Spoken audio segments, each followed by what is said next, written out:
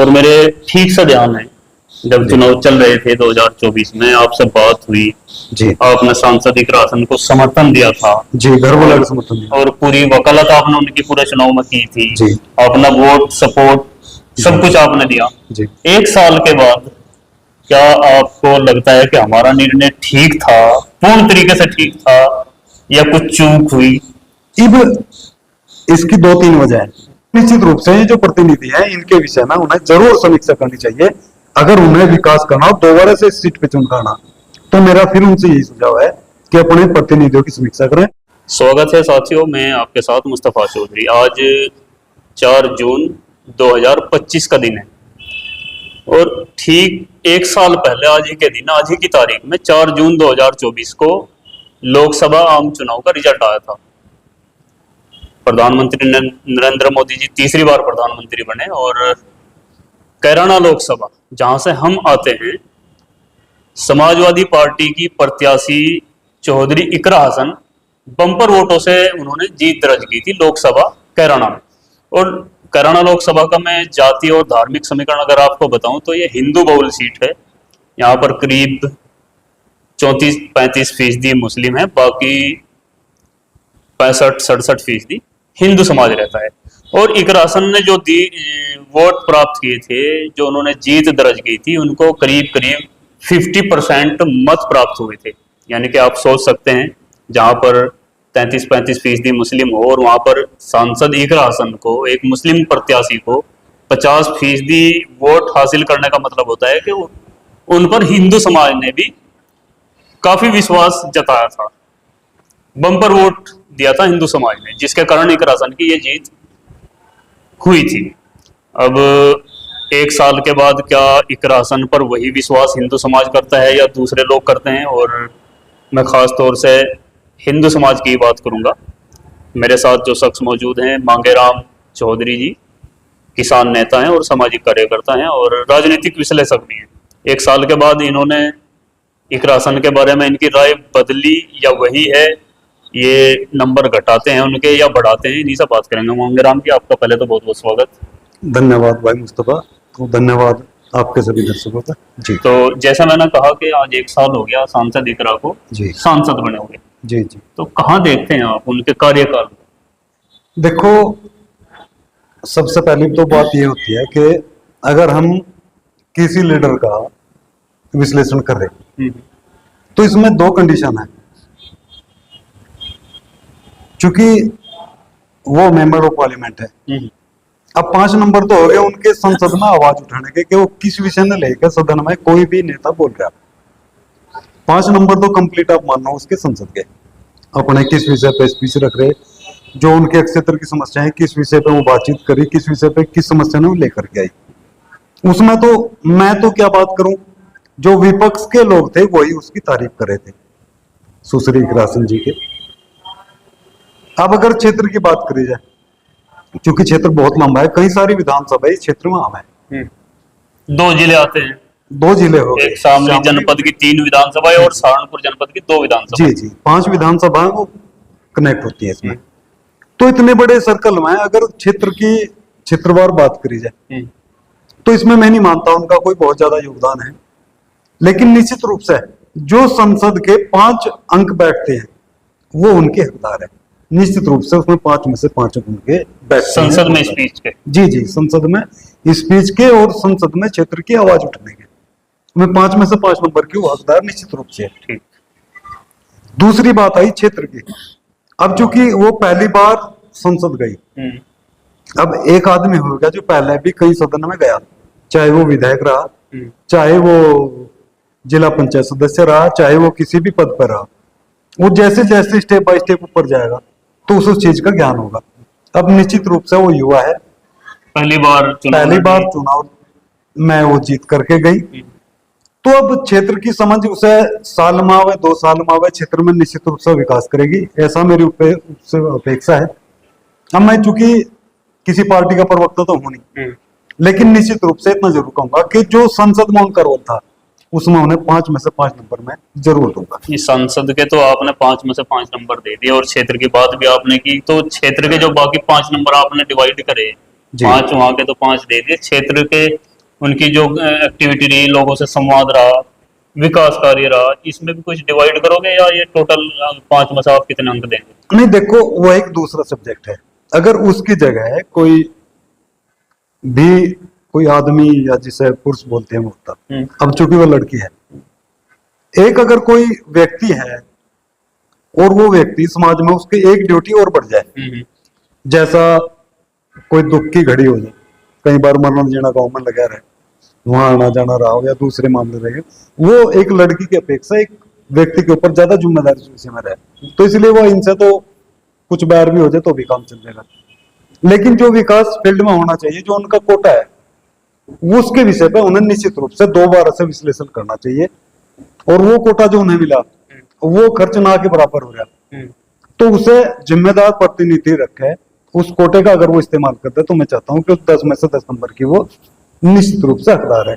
लेकिन ऐसा समझने के लिए वो अगर उसे और वक्त भी ले तो मैं मानूंगा वो उसका जायज बैठता है, यानी और भी 2-4 महीने वो अगर इस विषय में लेती है, विश्लेषण करते हैं इस विषय पे, कि सर्किल में उसका अभी अगर मैं बात करूं तो 0 ही है, ज्यादा कुछ नहीं है। यानी कि आप ये कहना चाह रहे हैं कि अभी 0 है, लेकिन उनको समय और दिया जाना चाहिए, जैसे कि नई सांसद है।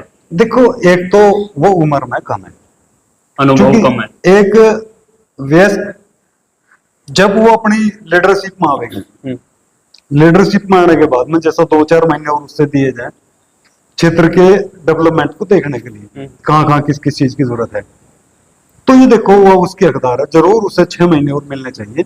6 महीने के बाद अगर विश्लेषण होगा, निश्चित रूप से अगर इस वीडियो में माननीय सांसद जी हमारी देखेंगी और उसके बाद में वो क्या प्रोग्रेस करेगी, कैसा करेगी, तो मैं मानता हूँ कि 6 महीने उनसे और दे दिए जाए, क्योंकि विकास के लिए लंबा एक फील्ड है और बड़ा कोटा सांसद का होता है, तो इसके लिए उसे समय जरूर देना चाहिए। 6 महीने बाद का अगर हम दोबारा विश्लेषण करेंगे तो निश्चित रूप से इसमें फील्ड में रिजल्ट जरूर नजर आएंगे। ठीक है, मैं एक दूसरा सवाल आपसे करता हूँ जी। जैसा कि आपने भी बताया, और ये बात भी है कि वो पहली बार चुनाव में आई और जीती, और युवा हैं, महिला हैं जी। सांसद में 5 में से 5 आपने उनको नंबर दिए। इससे पहले जो 5 साल सांसद रहे जी, हमारे प्रदीप चौधरी जी, विधानसभा में भी 2-3 बार गए, जी, जी, अगर उनसे तुलना करी जाए इस 1 साल की, जी, देखो भाई चौधरी प्रदीप जी वो साफ सुथरी छवि के व्यक्ति हैं, और निश्चित रूप से उनका जो कार्यकाल रहा, मैं कहूंगा बहुत अच्छा कार्यकाल रहा। दूसरी बात है, उनके अंदर जो क्वालिटी है वो शख्सियत किसी और के अंदर तो मुझे नजर आई नहीं, क्योंकि वो अगर किसी के अच्छे में नहीं रहे तो मेरा अपना ऐसा मानना हो किसी के बुरे में भी नहीं रहे। जो क्वालिटी माननीय स्वर्गीय चौधरी कौरपाल मास्टर जी की थी, वो शख्सियत उन्हें आगे बढ़ाई, लेकिन हाँ उतना विकास नहीं कर पाए चौधरी प्रदीप जी जितना विकास मास्टर कौरपाल जी ने अपनी लाइफ में किया। अब चूंकि उन्हें बहुत सारा समय मिला, और उस समय जो कॉन्स्टिट्यूंसी थी जब माननीय मास्टर कौरपाल जी थे, उसमें नकुड़ ब्लॉक भी आता था। अब प्रदीप चौधरी चूंकि विधायक भी रहे गंगो विधानसभा से, और वो सांसद भी रहे कैराना लोकसभा से। अब उन्हें क्या किया, कैसा किया इस फील्ड में, तो उनका काम जरूर है ज्यादा थोड़ा। अब उधर क्या है शामली एरिया में मैं जानता नहीं, लेकिन कहीं ना कहीं कुछ ऐसा रहा कि फील्ड के काम है तो मैं दोनों ने बराबर ही माना। फील्ड के में दोनों ने बराबर, और संसद स्पीच में मैं एक आसन से 5 में से 5 नंबर कंप्लीट दूंगा। प्रदीप चौधरी जी रहे, वो मेरे बड़े भाई आदरणीय हैं, लेकिन मैं उन्हें लगभग 2 नंबर से ज्यादा नहीं देता, मेरा अपना मानना है।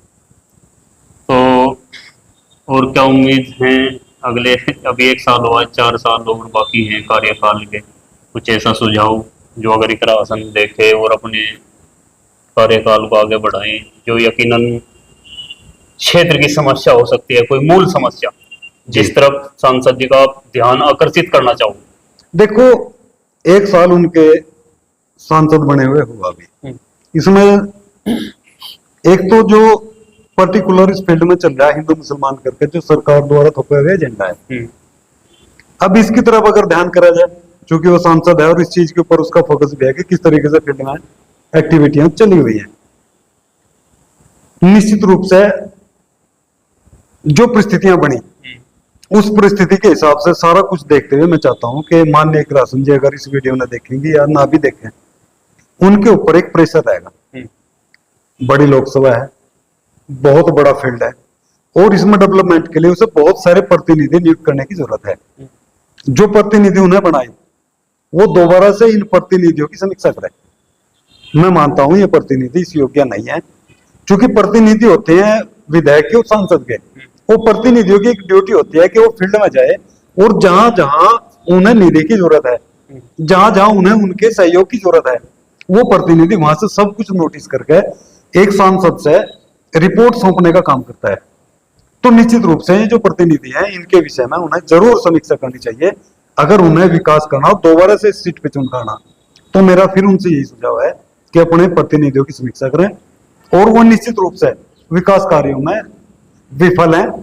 मैं मानता हूं ऐसे प्रतिनिधियों की उन्हें कोई जरूरत नहीं है। उन्हें दोबारा से इस विषय का समीक्षा करके दूसरे प्रतिनिधि नियुक्त करें, या उन्हें प्रेशराइज करके जो क्षेत्र की समस्याएं हैं उनसे उन्हें अवगत कराने का काम करें। और दूसरी तरफ जो आपने इशारा किया कि क्षेत्र जो सरकार द्वारा एक एजेंडा चलाया जा रहा है हिंदू मुस्लिम का, उसको भी कहीं भाईचारा कमेटी वगैरह कुछ इस तरह के भी आप चाहेंगे? बिल्कुल होना चाहिए।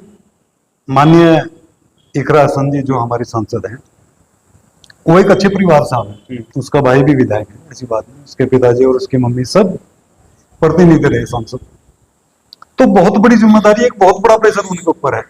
हम उनके अंदर भाई जो चौधरी मुनव्वर हसन जी थे उनकी छवि भी देखेंगे, हम उनके अंदर उनकी जो अम्मी है उनकी भी छवि देखेंगे, हम उनके अंदर नाहिद हसन जी की भी छवि देखेंगे। अब इतना प्रेशर उनके ऊपर है, वो किस तरीके से उसे हैंडल करे और किस तरीके से वो उस एजेंडे ने लेकर फील्ड में आवे।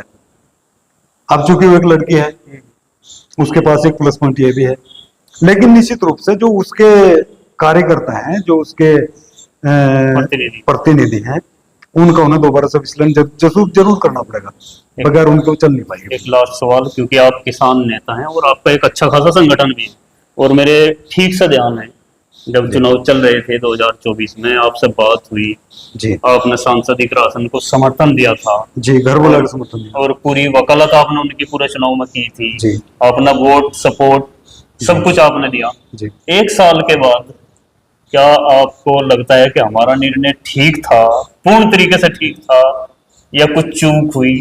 अब इसकी 2-3 वजह है। सवाल आपका बिल्कुल जेन्युइन है, और निश्चित रूप से सवाल सबसे शुरू में होना चाहिए था। अब चूंकि जैसा आपने सवाल किया कि चूक हुई या उसके निर्णय से आप खुश हैं या नहीं है, अब इस उत्तर वही पहले वाला है जो कहता हूं, वो एक नया फेस है, प्लस लड़की है, दूसरी बात वो युवा है। अब इतना प्रेशर वो किस तरीके से हैंडल करें, मेरी उम्मीद तो उनसे बहुत ज्यादा है, क्योंकि आने वाले 4 साल उसके लिए स्वर्णिम होंगे, ऐसा मैं मानता हूँ। 1 साल लगा निश्चित रूप से, लेकिन 4 साल उसके पास शेष हैं, और उन 4 साल में वो इतना कर सकती है। इसके विषय में मैं 6 महीने के बाद में बताऊंगा, क्योंकि 6 महीने का कार्यकाल और उनका देखना है, उसमें उसका पूरा रिजल्ट निकल कर नजर आ जाएगा। 1 साल तो किसी भी नए फेस में जाने में, संसद को देखने परखने में लग जाए, बड़ा फील्ड है, सर्किल में घूमने में लग जाए, निश्चित रूप से 1 साल किसी भी सांसद से दिया जाए। और 1 साल का बाद, चूंकि आज उसे कंप्लीट 1 साल हो गया, अब अगले 6 महीने में उनकी क्या प्रतिक्रिया रहेगी, खास तौर से क्षेत्र के ऊपर, वो क्षेत्र वाइज किस तरीके से रिजल्ट लेते हैं, किस तरीके से अपने प्रतिनिधि हैंडल करती है, इन 6 महीनों में उसका रिजल्ट आना शुरू होगा, ऐसा मेरा मानना है।